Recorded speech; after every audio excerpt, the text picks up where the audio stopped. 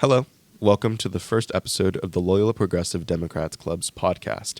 These aren't the opinions of Loyola High School, but of the Loyola Progressives Club. These are our individual opinions. If you have any disagreements, feel free to talk to us. In the description and in the Loyalist subsection is a Google form for any questions, or if you want to appear on the podcast, there's a section for that too. It's the popular opinion to not care about politics or to think your opinion doesn't matter, but the truth is it does. Politics affects everyone, and if you're not informed, you're vulnerable. I'm Ethan Dumper. I'm Israel Ramirez. And today we'll be joined by our third host, Mr. Zucker. I do see myself as being sort of like in a bipartisan center of believing that there is common ground for us to work with people on. And like one of the areas I agree with the right on in their philosophy is that society is highly complicated. I mean, we have in America alone over 300 million people who live in America. Mm-hmm. There is no way a centralized authority like the government is going to be able to say like this policy is going to match everything that people need in that large of a society, right? You need to have sort of like creative ground up, sort of like grassroots ability to have innovation and change and accountability at the local level. The problem that I have a lot of times with people on the right is this notion that that's purely going to solve all of our problems and that the market doesn't create major problems with monopolies and inequalities and discrimination. And this is why we need a government to come in and at least establish some kind of supportive net and some vision and investment for the future on like how we solve it. But that's why we need the ability to have a discussion. Mm-hmm. If it's, let me show you why I have the better viewpoint on it, I'm going to dunk on you, we're never going to find those areas where we might actually have some pretty pragmatic solutions that move us towards a better society. Yeah, I think destigmatizing political talk would be a sort of, in my opinion, good thing. More people being aware of issues rather than the status quo being, politics are dumb, both sides suck, therefore I'm going to continue on with my life. When that same person, so here's how I see it. There are a lot of people, even at Loyola, that benefit from a lot of things that are harming a lot of other people, whether that be within the markets or how the nature of American industries work. It's easy to say when you're not being directly harmed, politics are dumb. Let me just stay out of it. I mean, it's why I saw immigration and I was like rapidly trying to tell people and tell people like, hey, here's an issue. But then it's like, I don't want to get political, right? That's the whole thing with Israel-Palestine, right? There are people dying within what I believe to be a genocide in Gaza and in the apartheid state of Israel. Yet that's been reduced and trivialized to not having to be political. So let me go back to my home, to my two-parent household where I'm living quite well and I don't have to worry about that. Let me just not have to worry about how much other people are suffering.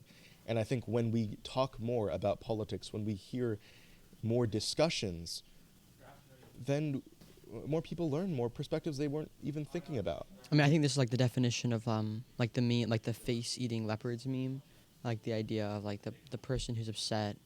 What is it? It's like the person who's upset that their face got eaten after voting for the face-eating leopards party because they assumed it happened to other people, not to them. Right? Oh yeah. Right. Yeah, it's like we vote for these policies because we're okay with building Mar-a-Lago in Gaza, which is fine until they come to your neighborhood and start building Mar-a-Lago in your neighborhood and taking out, like you. It's like, it's the whole idea of like, obviously he's not going to stay confined to the one policy he's talking about. And then a little bit to what you're on about, how like a lot of these issues require nuance. Like I totally agree, right? I think that's sort of the issue that everything has come down to like one word issues, and that was the wall, right? The wall for 5 years. And the wall that never really got built.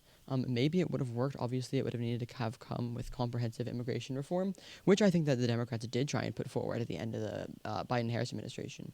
Or now the word is tariffs, right? We can just tariff our way out of everybody, and then they're going to fold and throw down their cards, and we're going to win business. That doesn't make any sense. Like, obviously, it needs to come with comprehensive, like, trade agreements, and which part, like, we engage with people. Sure, maybe a trade deficit isn't good with other countries. Maybe even a trade deficit is fine as long as it's smaller. But the solution to that is not to tariff a country out, but you're going to price out your own American competitors where they can't engage in the market, or the prices are passed on to consumers. I think that never happens. The one-word solutions are never enough. Absolutely, yeah. And I definitely what you're on about like people can be very disconnected with policies that are hurting a lot of other people.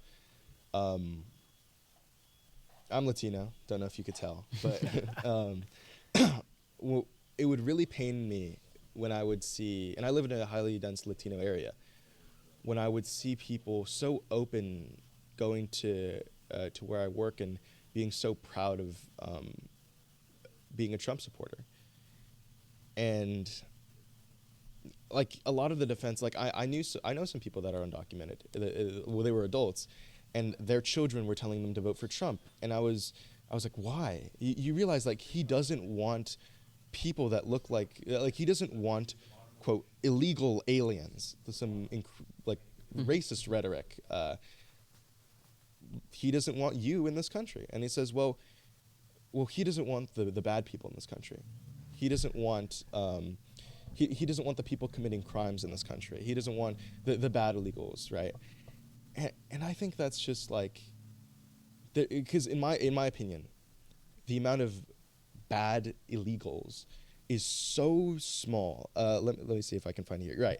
So according to the CBP criminal non-citizen statistics, there were only 29 undocumented people in the fiscal year of 2024 for murder. Right, yeah. And the year before that was 29.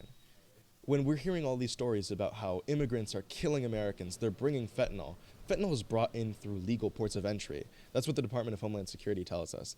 90% of fentanyl is stopped at points of entry because the people seeking refuge from their ravaged homes in South American countries aren't smuggling in fentanyl. So if there aren't these bad people that Trump has created, he's just talking about all undocumented people. But these people are the same people that pay taxes to the government thinking that it will help them for when they want citizenship. These are the same people that see themselves as American because they work here, they got here, and they're struggling on the wages that America's made already. I just think if we had more discussions about these sorts of things, maybe people would learn more.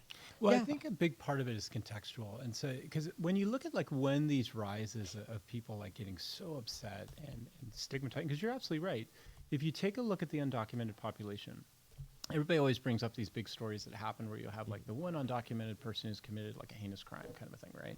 And it becomes a way to stigmatize the entire community. Well, how many crimes are committed by native citizens right, that are horrible? You don't stigmatize the whole community. And in fact, there have been clear studies done over and over and over again that the undocumented population have a much less crime rate than native citizens, period. I mean, it's just clear from the and it makes sense. If you're somebody who's an asylum seeker, if you're somebody who's looking for a job, you come here in an undocumented status, you're trying to do your work on a daily basis to help your family. You're not going to go out and do some crazy crime because you want to be here to help your family. So that makes perfect sense. I think for most Americans, where the problem comes up is this, and this is what's happened in the last 4 to 5 years. We exited COVID, and when we exited COVID, most people said, you know, the restrictions, everything that went on then, we know we kind of needed it. But then afterwards, they looked back and they kind of felt like, I don't know if we needed it or not. Then on top of it, we hit this time period, and people turned on their TVs and they saw the problems on the border. Mm-hmm. And I think what a lot of people felt was, I'm working hard, I'm playing by the rules, and things are not working out for me. And the government, you know, Barack Obama, you know, Kamala Harris, Biden, they all said things are going to get better for me, and it's not. So I'm going to go with another alternative. Yeah. Now, if we look at the data, the truth is actually things were getting really good here in the United States in the last administration, and long-term things were getting really good. Mm-hmm. But for most people, they didn't feel that at home quick enough. Yeah. And so now you get somebody like a Trump who comes along and says, I'm going to get things done for you. Yeah. And that's what people bought into. Absolutely. I mean, you talked about the fact that, like, a lot of immigrants aren't here to commit crimes, right? There was a statistic that this morning that came out that undocumented immigrants pay $100 billion in taxes each year. Yeah. So if we truly cared about reducing the deficit, right, if we truly cared about getting rid of all the debt that America has, we would let them pay the taxes. Mm-hmm. And by trying to deport all of them, you're going to lose that stream of revenue. Yeah. You're going to lose stream of revenue through the tax cuts for the wealthy, and you're not going to reduce the deficit. I mean, everything they do is so clearly not targeted at the issues they claim to care about. Yeah. And yet people still see, like, the immediate action and think that's the good thing, right? And they are sort of missing the idea that, like, progress, for the sake of progress, is not always, like, good, right? It can lead to bad things. This move fast and break everything movement that Elon Musk and Doge have taken over has not been effective. I mean, they've kind of failed to produce real receipts of the kind of quote unquote waste, fraud, and abuse that they're getting rid of. A lot of things they're getting rid of are very good programs, which maybe has a keyword like diversity, maybe has even a keyword like apparently women now, and they're eliminating that. Yeah. Because they don't want to see it ever as America. They want to sort of see like the white Eurocentric America that would be ideal for them, which is obviously not what we're founded on. Right. And I think the immigration and border is another one of those one word things. It's another one of those issues that is like, it's empty rhetoric done to provoke an emotion in you, right? And the Republicans are excellent at getting emotions out of people. I mean, in a sense, I think it's a little bit, again, difficult to tell people like, well, the last administration was actually really good. And that's sort of my issue with a lot of sort of ways things work is like, yeah, sure, okay. Think about it like this. We've come a long way from feudalism, right? Slavery was technically a long way from feudalism. But should we be content with slavery? Should these people struggling, these Republican voters who were struggling, hated how much everything costs, were sick and tired of the modern America, and someone's telling them that that's going to change. Someone's going to tell them that well, for this instance, that they can like take slavery, right? That you can work for wages and escape and have your own life, have autonomy. You can. That Trump's going to save everything, and he's going to deport all the illegal aliens, and he's going to make your lives better. Well, why aren't the Democrats doing that?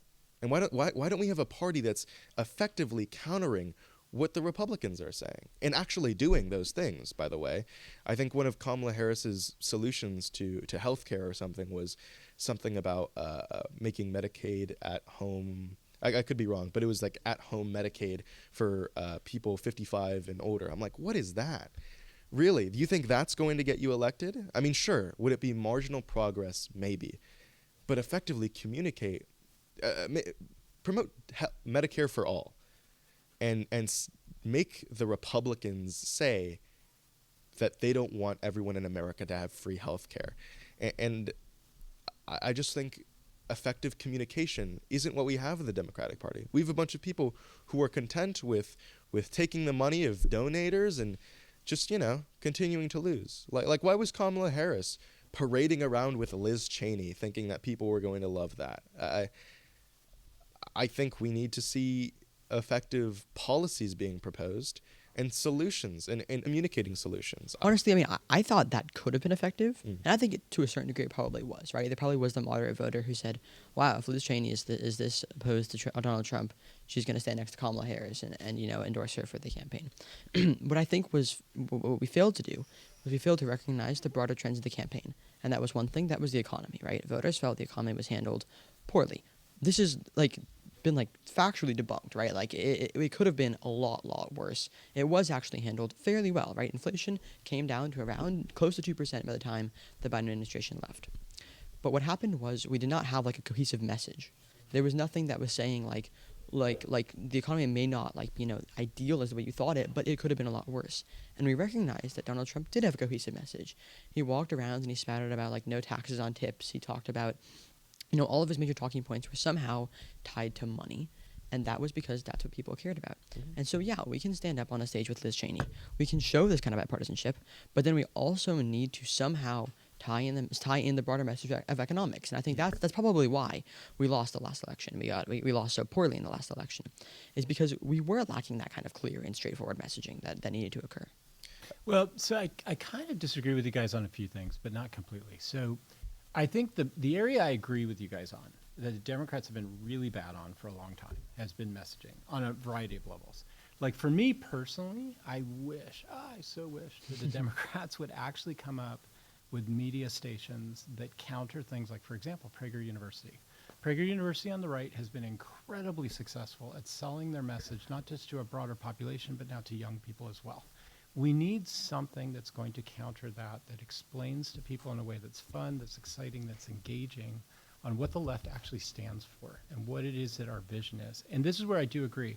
we can't have incremental messages. We need to have a broad-based message like the Green New Deal that says, here's what we stand for, here's what society is going to look like 10, 15, 20 years from now if you go with us. And it is exciting, and it is. I mean, this is the thing that annoys me, is that the left wing actually provides a really exciting, both visionary and pragmatic viewpoint. Our idea is, look, incrementally over time, we are going to create a new society. It's going to be based on new ways of doing things that are innovative and creative, everything from tech to green technologies to more equitable situations for people. Like, let's sell that to people and give it to them. The area where I disagree with you on is this, and I think a lot of people are looking for this. People want somebody like a Donald Trump who's just going to come in and say, like, I'm just going to get it done. And that's why he's doing executive orders that are pretty unconstitutional in what he's doing. The Democrats don't do that. The Democrats say we're actually going to abide by rules. And the rules are you try to be bipartisan, you abide by checks and balances, you abide by separation of powers. And sure, yeah, we are going to at times, like everybody, play with the rules to try and get things done. Totally agree. But we are going to abide by that. And even like in the Lynn Cheney example, it's like we are going to work with other people who have principled stances on things. You know, and so I guess where I disagree with you on is that the Democratic like execution is incremental and it's going to take time. Where they need to change is giving a vision that's much more exciting to people and not so stylized with these phrases that nobody says. I mean, you're right about the whole Green New Deal stuff, right? Like Donald Trump came out, he called it one big beautiful bill. That doesn't mean anything. That's not that's not any actual policy details, but people hung on to that. They're like, oh yeah, like we want this one deal that's going to solve all of our problems. Obviously that's wrong, but that was something that was clearly appealing to voters. And I think that, yeah, the messaging that needs to happen is there needs to be a future statement. They had Project 2025. That was bad. That was attacked. But there were a lot of people who probably actually agreed with a lot of the things in Project 2025. And I think that's where what needs to move forward. Democrats need a Project 2027, a Project 2029, right? Like either a midterms or a general election plan in the next 4 years. We need a cohesive leader, whether that's Cory Booker or that's going to be somebody else on the left to help us lead us into this next generation and into like this next set of policy ideals. I think my issue with that is that in the way I see it, we don't necessarily have a left-wing party within America. In my opinion, we have two right-wing parties. One's a liberal party and ones that focused a little bit on what I would call neo-fascism. Maybe we cut that.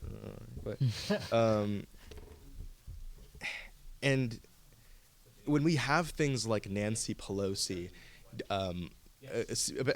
basically like having it out for AOC, the only person who's like somewhat you can argue is on the left in the Democratic Party, or her and the rest of the squad, and she's like taking her off committees and putting that person with cancer in charge of the committee that AOC was trying to be in charge of, and Nancy Pelosi having all these stocks, and it's like, this is what the left-wing party in America is. This is supposed to be what's supposed to be labor and all this. Even then I didn't see anything that indicated that Liz Cheney was more beneficial, and she wasn't just hemorrhaging the base supporters who don't like her war criminal Dick Cheney, and as well as her, the offspring of her, who's just another Republican face, rather than they're parading around with Liz Cheney while also telling the people who are advocating for Palestinian rights, do you want the price of eggs to go down? Stuff like that, just antagonizing the left. And even then, when people say they're concerned about the economy also is encompassing the fact that they can't pay health care, that housing is so unaffordable right now, that rent is all this. It isn't just groceries. It's the fact that the ability to live within America is difficult. It costs a lot of money. Yeah, I mean, honestly, we're stuck in a two-party system, and what was never meant to be a two-party system. Like, the way that most other democracies around the world are run is that there are 3 or 4 parties that run, and then they build coalitions with each other. Mm-hmm. And that's how we get parties with, like, how we would have the distinction between AOC and Nancy Pelosi, right? They'd be, in Nancy Pelosi's party would be considered further, like, centrist, while AOC would be, like, the left-wing party like we have, which is probably what you would advocate for, obviously. I think that the issue with that is if we were to ever transition to that, the Republicans have been so good at staying together. Yeah. Is they would let the left fracture into 5 different factions, Mm-hmm. and then they would sweep in with their 50% of the country and take the rest of the votes. Yeah. So, unfortunately, we're now stuck in a system in which there has to be one left-wing party that's attempting to encompass all of these other ideals while we are fighting a right-wing party which is really just focused on I mean, it used to be something different. Now it's mainly just focused on making the wealthy wealthier and sort of pushing down like the lower class. Yeah. And we have to somehow come together and work together. And yes, Donald Trump has been like the dictator of the right-wing party. Like, you oppose him and you're going to get primaried out. You oppose him and like you're no longer really like a part of it. You'll get your community assignments stripped.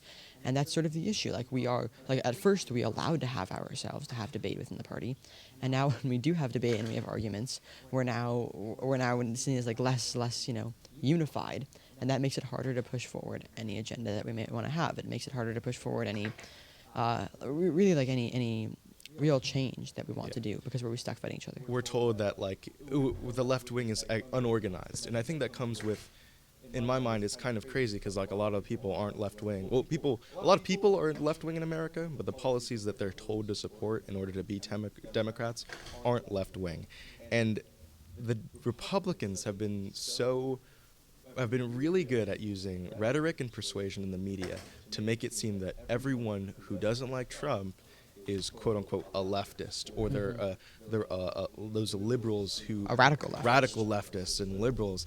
And they, what's funny, like people like Charlie Kirk and Donald Trump don't even say the Democratic Party anymore. They say the Democrat Party, and that's how it might be funny, it might be stupid, but like that's effective. That shows how much attention to detail they are willing to make sure that they are united and that they are they're using rhetoric effectively, which the Democrats haven't been able to do. And continue to release podcasts, videos, and even more short-form content on our TikTok, Instagram, and YouTube, as well as you can find all of our videos on the Loyalist.org's website.